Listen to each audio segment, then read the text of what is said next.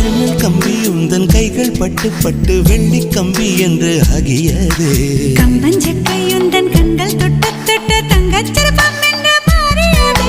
ஜன்னல் கம்பி உந்தன் கைகள் பட்டு பட்டு வெள்ளி கம்பி என்று ஆகியது.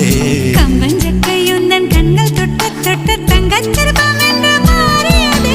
பூக்கும் புன்னகையாலே என் தோள்கள் ரெக்கைகளாக